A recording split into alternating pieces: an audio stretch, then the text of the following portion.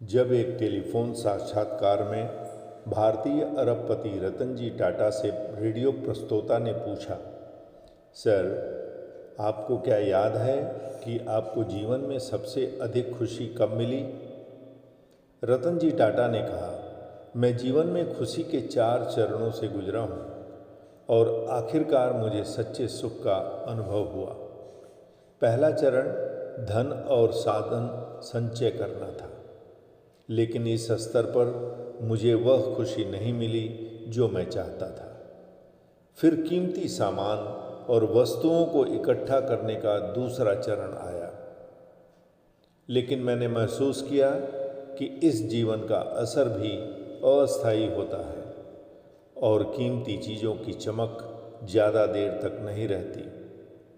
फिर आया बड़ा प्रोजेक्ट मिलने का तीसरा चरण। यह वह तब समय था जब भारत और अफ्रीका में डीजल की आपूर्ति का जिम्मेदारी 95% मेरे पास थी।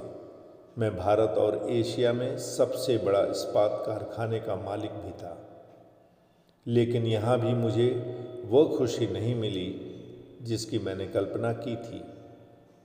चौथा चरण था जब मेरे एक मित्र ने मुझे एक विकलांग बच्चों के लिए व्हील चेयर खरीदने को कहा। लगभग 200 बच्चे।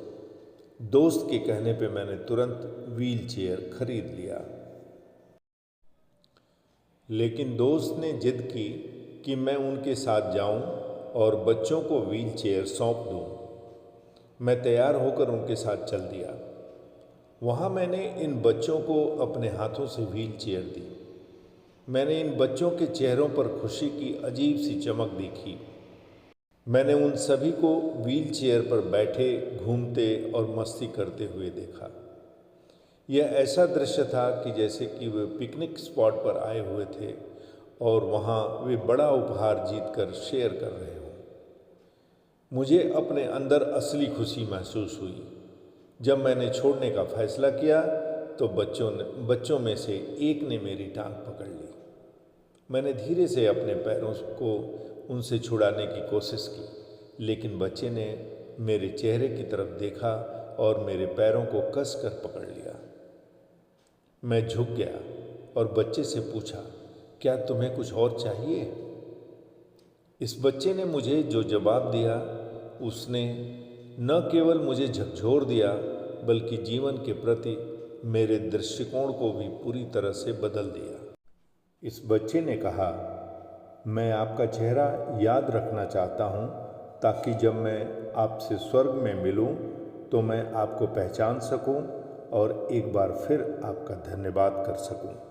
मित्रों, इस कहानी का मर्म यह है कि हम सभी को अपने अंतर्मन में झांकना चाहिए और यह मनन अवश्य करना चाहिए कि इस जीवन और संसार और सारी सांसारिक गतिविधियों को छोड़ने के बाद आपको किस लिए याद किया जाएगा।